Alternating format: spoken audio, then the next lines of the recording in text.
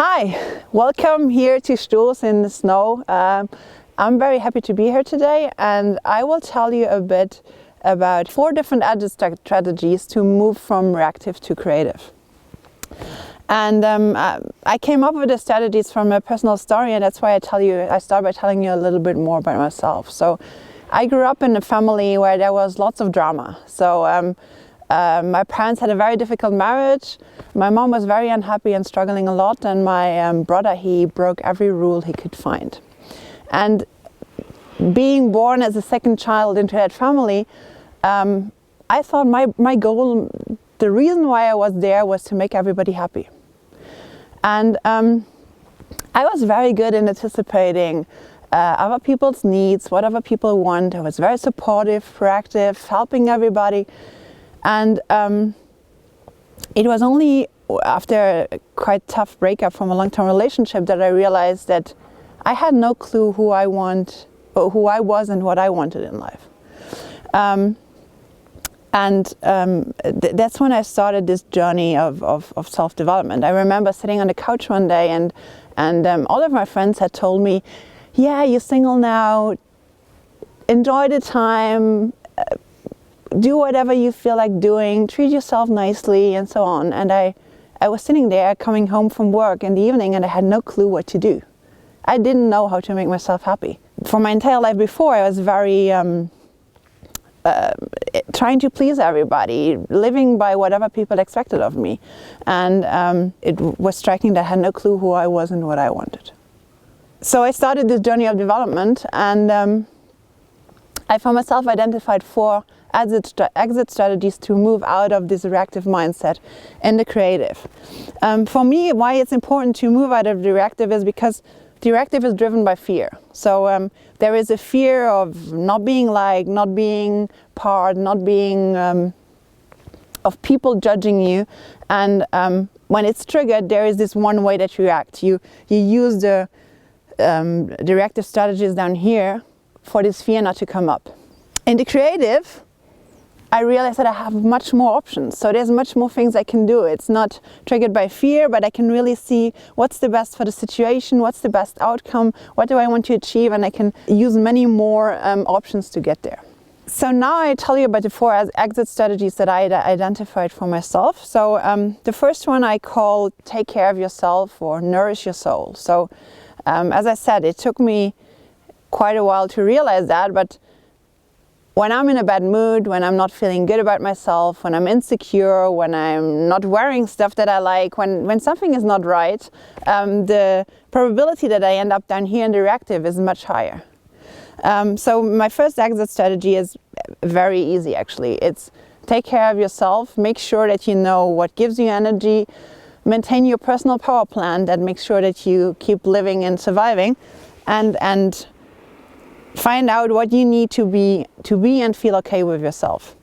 So for me, it's get enough sleep, eat healthy, exercise, and when there's lots of workload, also schedule time for yourself.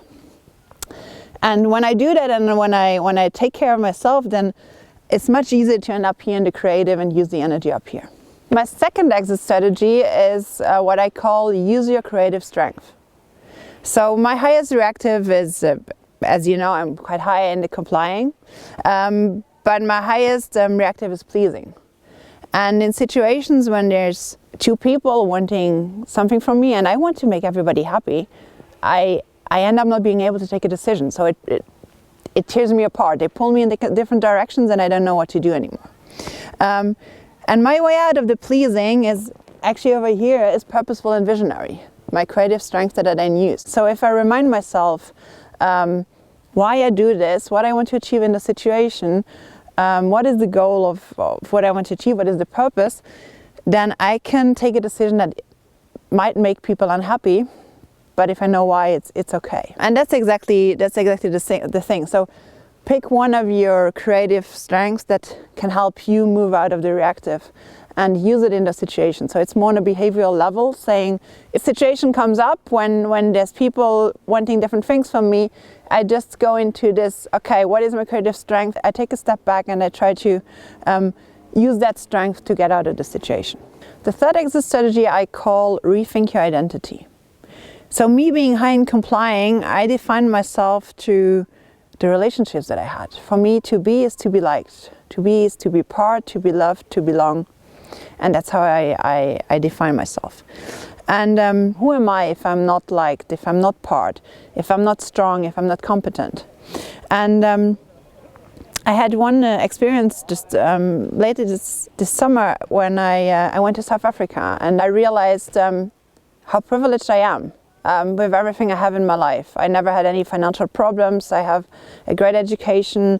I have a network of family and friends that support me, and I felt obliged to use that because there's so many people not being that privileged, and I felt I have to use it, and I have to use it to make an impact. And I thought, what is the impact I want to have?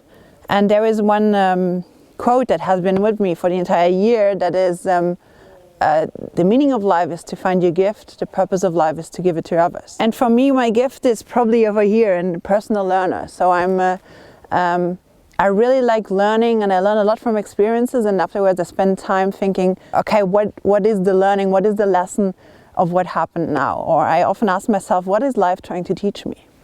And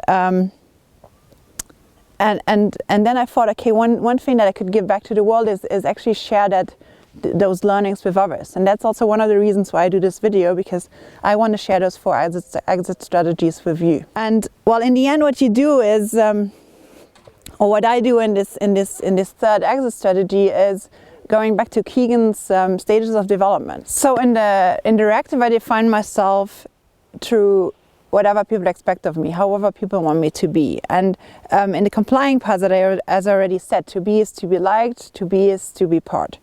In the protecting, it would be something like to be is to be right, to be is to be strong, to be is to be competent. And in the controlling part, it's more related to performance. So to be is to perform, to deliver. And who am I if I'm not able, if I'm not liked, if I'm not good enough, or if I'm not able to deliver and perform? But then when you think of Keegan, you can move to the creative side. And in the creative side, you define your identity through your values, your purpose, and what you stand for. And that is then one way out of the reactive. So I can choose who I want to be, and I can define my identity. And putting effort into this purpose work and finding out what you want to stand for and what the impact is that you want to have on the world can be one way out of the reactive. And it gives you lots of energy to play up here in the creative field. The 4th exit strategy is what I call heal the wound. So all the reactives that we have come from experiences that we make that were painful. And sometimes, well, usually it's more the interpretation that we have of the experiences that we made that are painful and hurting us. And we would do anything not to go there anymore. So there's a situation that happened, we got hurt, and we don't want to go there anymore, and that's why we use those reactive strategies not to go there. And for me, the complying is a result of the environment I grew up in. So with lots of drama at home, there was not lots of room for me to be difficult or complicated.